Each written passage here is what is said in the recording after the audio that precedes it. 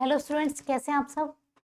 हम बायोटेक्नोलॉजी कर रहे थे। आज हमारी 5th क्लास है। बायोटेक्नोलॉजी की 4 क्लास हमने कर ली है। एक क्लास में सिलेबस डिस्कस किया था, उसके बाद हमने सेकंड क्लास से हमने बायोटेक्नोलॉजी स्टार्ट कर दी थी। तो आज हम बायोटेक्नोलॉजी की 5th क्लास कर रहे हैं। इसमें आज हम पढ़ेंगे हमारे माइटोकॉन्ड्रियल डीएनए के बारे में कि डीएनए तो आपने पढ़ा ही कि डीएनए आपको कहाँ मिला था भाई, आपको न्यूक्लियस में मिला था। उसके अलावा आपने पढ़ा था कि न्यूक्लियस कहाँ मिलता है, आपके माइटोकॉन्ड्रिया में भी मिलता है।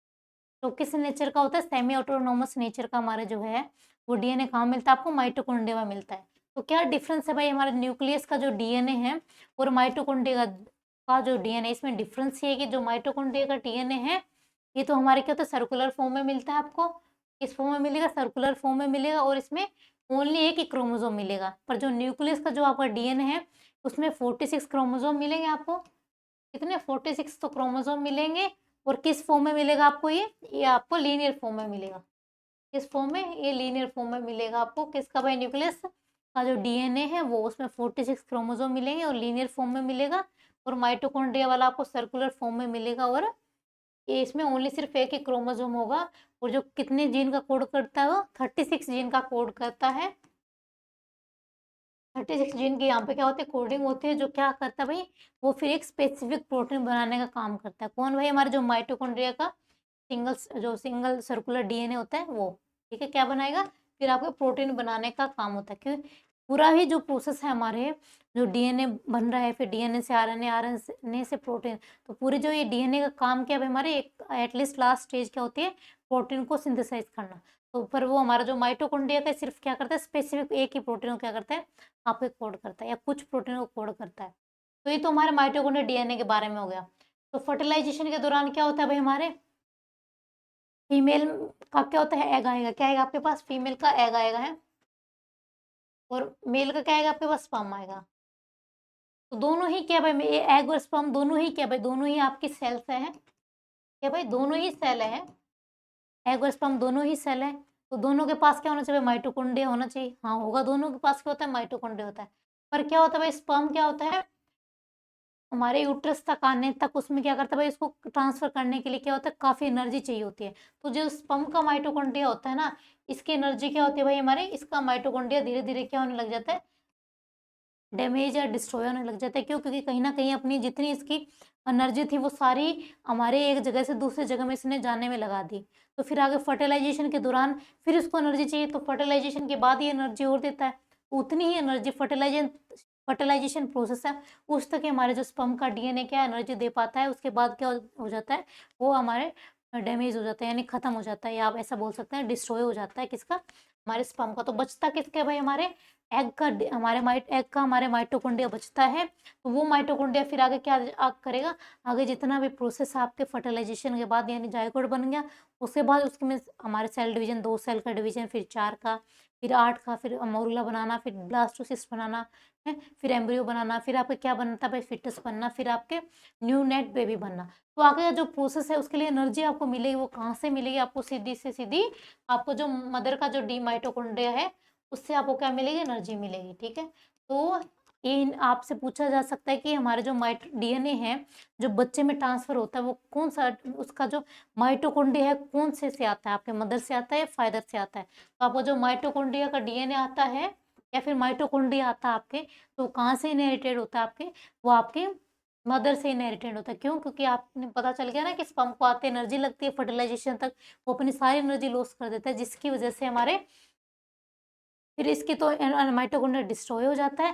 फिर जो मदर का माइटोकॉन्ड्रिया बच जाता है वो फिर वो क्या करता है, वही माइटोकॉन्ड्रिया डीएनए आगे इनहेरिटेंट होता है। ठीक है, तो आगे मदर में इसका डीएनए जाता है, माइटोकॉन्ड्रियल डीएनए।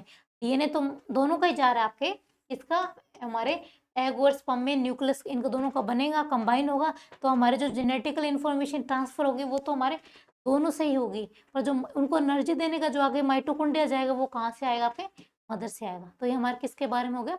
माइटोकॉन्ड्रिया डीएन के बारे में हो गया। तो इस कंसेप्ट को हम क्यों पढ़ रहे हैं? इस कंसेप्ट को इसलिए पढ़ रहे हैं क्योंकि अभी अभी हमें पढ़ना है थ्री पेरेंट बेबी का कंसेप्ट। कौन सा कंसेप्ट पढ़ना है? थ्री बेबी का, थ्री पेरेंट, मैंने थ्री बेबी बोल दिया है गलती से।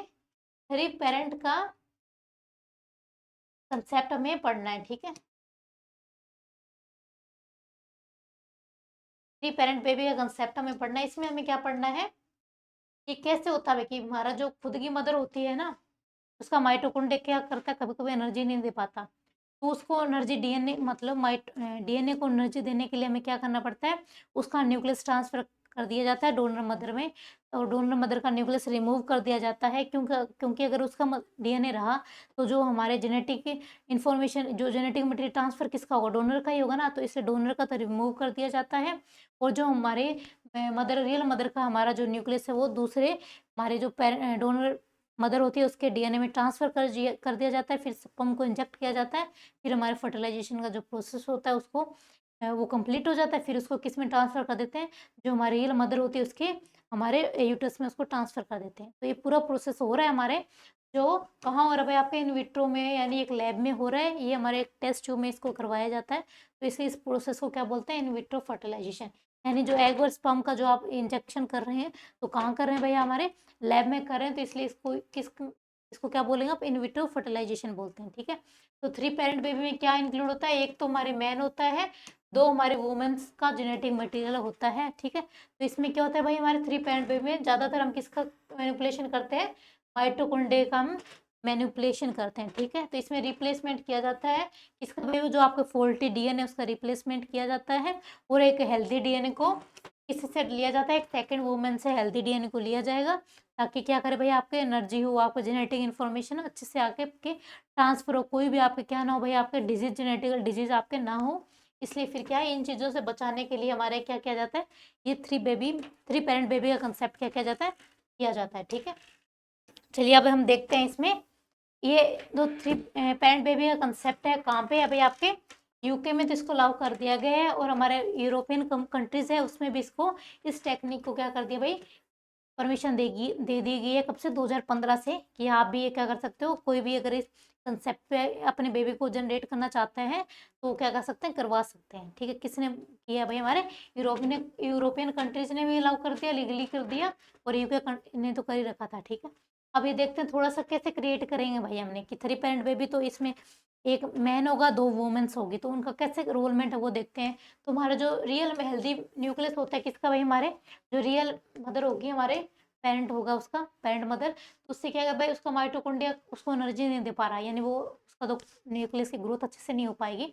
तो इसलिए क्या किया जाता है भाई, उसके न्यूक्लियस को, ये जो न्यूक्लियस दिख रहा है आपको, इसको रिमूव कर देंगे, फिर जो आपके डोनर मदर है ना, उसका न्यूक्लियस रिमूव करेंगे। क्यों करना है मैंने अभी बताया था, अगर नहीं करेंगे तो इसकी जेनेटिक इन्फॉर्मेशन ट्रांसफर होगी आगे वाले चाइल्ड में, रियल मदर की नहीं होगी। तो इसलिए डोनर वाले मदर का क्या करें, न्यूक्लियस हम क्या कर देंगे, रिमूव कर देंगे। इसका रिमूव करके हमने जो हेल्दी मदर थी, जिसका हमें आगे ट्रांसफ़र कराना है जेनेटिक इन्फॉर्मेशन को, तो उसमें ट्रांसफ़र कर देंगे, तो हमारे हेल्दी माइटोकॉन्ड्रिया इसको क्या देगा, एनर्जी देगा, और आगे जो हमारा प्रोसेस होता है फर्टिलाइजेशन का, आगे एम्ब्रियो डेवलपमेंट का, वो अच्छे से हो पाएगा। तो हमने डोनर मदर का न्यूक्लियस रिमूव कर दिया, और जो रियल मदर का हमने डाल दिया। तो उसके बाद हम क्या करेंगे, एक हेल्दी हमारे सेल बन गई है, कौन सी एग सेल हो गई, हमारी हेल्दी एग सेल हो गई। तो इसमें क्या कर देंगे, स्पर्म को इजेक्ट कर देंगे सिरिंज के थ्रू, स्पर्म का इजेक्शन हो गया, तो उसके बाद तो आपका सीधा सा प्रोसेस हो जाएगा भाई, हमारे फर्टिलाइजेशन हो जाएगा। फर्टिलाइजेशन हो गया तो आपका क्या बन जाएगा भाई, हमारे फिर हमारे इसको फर्टिलाइजेशन के बाद इसको फीमेल्स में, मदर में इम्प्लांट कर देंगे। कहाँ पे करेंगे, यूट्रस में इम्प्लांट करते हैं, क्योंकि फीमेल में यूट्रस ऐसा एरिया है, वहाँ पे क्या होता है भाई, हमारे एम्ब्रियो क्या होता है, या जो एग होता है अच्छे से अपने आप वो क्या कर सकता है, अपना डिवीजन कर सकता है, अपने आप का डेवलपमेंट कर सकता है, क्योंकि उसमें लेयर्स होती है, एंडोमेट्रियम, मायोमेट्रियम है, तो वो क्या करते हैं, उसको नर्सिमेंट करने का काम करती है। तो ठीक है, वो एक ऐसा प्लेस है यूट्रस, जहाँ पे हमारे जो एग हो गया, एग्स भी वहाँ से ट्रांसफर होके आता है, तो इसलिए वहाँ पे एक स्टेबिलिटी मिल जाती है, इसलिए वहाँ पे इम्प्लांट हो जाता है। कौन, आपका फर्टिलाइजेशन वाला है, आपका जो जाइगोट बनता है वो। अब हम ऐसे हमारे, जैसे आपने अभी थ्री पेरेंट बेबी का कंसेप्ट देखा, ऐसे हमारे एम्ब्रियो ट्रांसफर टेक्नोलॉजी को देखते हैं। इसमें क्या करते हैं, एम्ब्रियो ट्रांसफर करते हैं। अभी तो आपने थ्री पेरेंट बेबी में तो क्या किया था, आपने जाइगोट ट्रांसफर किया था, ठीक है। तो इसमें क्या करेंगे, आपने फर्टिलाइजेशन के बाद जो एम्ब्रियो बनता है, यानी जो डिवीजन स्टार्ट होता है हमारे जाइगोट में, तो वो एक स्टेज तक आ जाता है, यानी जाइगोट से आपके बना क्या, 2 सेल बनी, फिर 3 से हमारे 4 सेल बनी, फिर 8 सेल बनी, 8 सेल वाले स्टेज को हम मोरूला बोलेंगे। फिर उसके बाद आप 16 सेल आई आपके, उसको ब्लास्टुला बोलेंगे। फिर उसके बाद उसमें कैविटी, यानी पानी की एक लिक्विड जैसी उसमें कैविटी आने लग जाती है, फिर उसको ब्लास्टोसिस्ट बोलते हैं। फिर वो आगे एम्ब्रियो में डेवलप हो जाती है। तो वो जब एम्ब्रियो बनता है उसको आगे फिर यूट्रस में ट्रांसफर किया जाता है। तो वो कौन सा प्रोसेस होता कहलाता है आपके एम्ब्रियो ट्रांसफर टेक्नोलॉजी। यानी इसमें क्या करते हैं, कंप्लीट एम्ब्रियो यानी फर्टिलाइजेशन से आपके मेल और स्पर्म के कॉम्बिनेशन तक ओके, और आपके एम्ब्रियो डेवलप होता है वहां तक का जो प्रोसेस होता है वो हमारे कहाँ हो रहा है भाई, आपके लैब में हो रहा है। कहाँ हो रहा है, आपके लैब में हो रहा है। इसलिए ये प्रोसेस भी कौन सा आपका इन विट्रो फर्टिलाइजेशन वाला प्रोसेस है। ये प्रोसेस भी कौन सा हो गया, आपके इन विट्रो फर्टिलाइजेशन प्रोसेस हो गया। क्योंकि इसमें भी कहाँ हो रहा है भाई, हमारे जो हमारे रियल मदर है उसकी बॉडी से बाहर ही तो हो रहा है ना। फिर इसको किस में ट्रांसफर किया जाता है, आपके जो रियल मदर है उसके यूट्रस में ट्रांसफर किया जाता है। ये हमारे एम्ब्रियो ट्रांसफर टेक्नोलॉजी कब हुई थी, हमारे सबसे पहले 1984 में इसको परफॉर्म किया गया था। और इसके लिए भाई क्या चीज़ आपको जरूरी है कि कब आपकी एम्ब्रियो अच्छे से आपके जो आपने जिस मदर के यूट्रस में डाला है अच्छे से डेवलप हो सकता है। कैसे, पहला तो आपके एंडोमेट्रियम एक्सेप्टेबिलिटी अच्छी हो। एंडोमेट्रियम क्या होते हैं भाई, एक लेयर होती है फीमेल्स में, यूट्रस में 3 लेयर होती है। तो उसमें जो जो बाहरी लेयर होती है यूट्रस में, या इनर लेयर बोल सकते हैं, सबसे पहले अगर यूट्रस से स्टार्ट करते हैं तो अंदर सबसे अंदर की लेयर कौन सी होगी, एंडोमेट्रियम होती है। तो ये क्या करती है, हमारे जो यूट्रस होगा उसमें जो एम्ब्रियो आएगा वो उसको नरिशमेंट करने का काम करती है। अगर ये नहीं है आपके, ये उसको अगर एक्सेप्टेबिलिटी अच्छे से नहीं दे पाएगी तो एम्ब्रियो आपके रिजेक्ट हो जाएगा। फिर आपको दोबारा उसको कुछ टाइम के बाद दोबारा आपको ये टेक्निक का यूज़ करना पड़ेगा। वैसे भी ये बहुत कॉस्टली होते हैं, इसलिए ज़्यादा इसको हर कोई इसको क्या नहीं कर सकता, करवा नहीं सकता। तो इसलिए आपको एंडोमेट्रियम की रिसर्चेबिलिटी देखनी जरूरी है, एम्ब्रियो क्वालिटी कैसी वो भी देखना जरूरी है, और जो आप टेक्निक्स यूज़ कर रहे हैं एम्ब्रियो ट्रांसफर की वो कैसी है। ये तीनों चीज़ अगर अच्छी है तभी आपका एम्ब्रियो ट्रांसफर होगा। अगर एम्ब्रियो ट्रांसफर हुआ तभी उसका आगे डेवलपमेंट हो पाएगा, नहीं तो आपने जो इतना प्रोसीजर किया है पूरा पूरा क्या हो जाएगा भाई, आपके खराब हो जाएगा। तो ये हमारे एम्ब्रियो ट्रांसफर टेक्नोलॉजी हो गई। यानी एम्ब्रियो का ट्रांसफर करना है, क्यों करते हैं इसका, कि जब आपकी जो खुद की जो रियल मदर होती है यानी जो फीमेल होती है ना, वो खुद क्या नहीं कर पाती, आप फर्टिलाइजेशन का जो प्रोसेस है उसमें अपने एग को इन्वॉल्व नहीं कर पाती, उस समय एनर्जी नहीं दे पाती। इसलिए इस टेक्निक का यूज़ किया जाता है। ठीक है, कैपेबल नहीं हो पाती, ऐसा इन्वायरमेंट नहीं दे पाती कि एम्ब्रियो बन सके। तो इसलिए हमें इसको लैब्स में करवाया जाता है। और ये प्रोसेस कौन सा हो गया भाई, आपका इन विट्रो फर्टिलाइजेशन वाला प्रोसेस हो गया। चलिए जी, अब हम देखते हैं जेनेटिकल मॉडिफाइड मॉस्किटोज। ठीक है, जैसे फीमेल्स में हमारे जो ह्यूमंस में हमारे जैसे एम्ब्रियो का इसका डेवलपमेंट कर रहे हैं हम, ऐसे हमारे क्या करें भाई, हमने ब्रीड बना ली जेनेटिकल मॉस्किटोज में, थोड़ा सा चेंजमेंट किया उनके जीन्स में, और हमने क्या बना लिया, जेनेटिकल मॉडिफाई मॉस्किटोज बना लिया। यानी कि इसके चेंजमेंट किया आपने, मॉस्किटोज के जीन में चेंज किया है, और उसकी वजह से आपने क्या किया भाई, एक जेनेटिकल मॉडिफाई मॉस्किटोज बना लिया, जिसको आप जीएमएमएस बोलेंगे। तो ये क्या भाई, हमारे इम्प्लांटेड विद जीन या bacteria which was not originally present on nature या naturally occur in the insect। कि जो हमारे क्या करेंगे उसमें, जो हमारा मॉस्किटो है, मॉस्किटो किस में आता है, इंसेक्ट में ही तो आता है ना। कौन से किस फाइलम में आता है, आपके आर्थ्रोपोडा फाइलम में आता है, जिसमें क्या होता है सबसे ज्यादा हमारे क्या होती है, नंबर ऑफ स्पीसीज मिलती है। तो उस फाइलम से हमारे मॉस्किटो इंसेक्ट आ रहा है। तो इसमें क्या करेंगे भाई, हम कोई भी आप दूसरा एक जीन इम्प्लांट करेंगे, या फिर क्या करेंगे जो हमारे नेचर से जो उसके हमारे मॉस्किटो में प्रेजेंट नहीं है वो आप जीन उसमें ट्रांसफर करेंगे। ताकि क्यों करना है भैया, आपके जो मॉस्किटोज आपके कितनी बीमारी कोज करते हैं। नॉर्मल आपके मॉस्किटोज देखिए आप, जैसे आपके मलेरिया कोज हो रही है, फीमेल एनाफ्लिस कोज कर रही है, डेंगू आपके एडिस मच्छर कोज कर रहा है। तो ये हमारे जीका वायरस हो गया, ये जो इनका वेक्टर का काम कर रहा है कौन भाई, हमारे मॉस्किटोज वेक्टर का काम करते हैं बहुत सारी डिजीज को ट्रांसफर करने का। इसकी वजह से हमारे आप 7 लाख तक पीपल हमारे हर साल के होते हैं भाई, मर रहे हैं। तो इसलिए हमें क्यों ना हमें उस मॉस्किटोज के ही जीन में थोड़ा चेंज कर दें कि वो कुछ वेक्टर को लेके ना पाए। कौन सा वेक्टर हो सकता है भाई, आपका मलेरिया का जो आप प्रोटोजोआ हो गया, डेंगू का वायरस हो गया है, हमारे येलो फीवर का जो वायरस होगा, जिका वायरस हो गया, इनको लेके ना पाए। कैसे लेके नहीं आ पाएगा, जब उसके हम जीन में चेंज कर देंगे। तो वो जो हमारे जिका वायरस हो गया, डेंगू वायरस हो गया, उसमें क्या होगा, हमारे अगर उसमें अगर मॉस्किटोज में अगर इम्प्लांट चला भी गया है उसमें ये वायरस, तो वो क्या कर नहीं कर पाएगा, उसमें वहाँ पे ग्रोथ नहीं कर पाएगा, और आगे हमारे जो होस्ट होगा उसमें ट्रांसफर नहीं हो पाएगा। ठीक है, तो इसलिए क्या कर सकते हैं हम, थोड़ा सा उसमें जीन या तो एक्स्ट्रा बाहर से जीन डालें, या उसमें नेचुरली ऐसा कुछ डालें जिसमें उसके जीन में चेंज हो जाए। तो ऐसा मच्छर बना लिया हमने, जेनेटिकल मॉडिफाइड मॉस्किटो बन गया हमारे पास, वो हम इम्प्लांट कर देंगे हैं।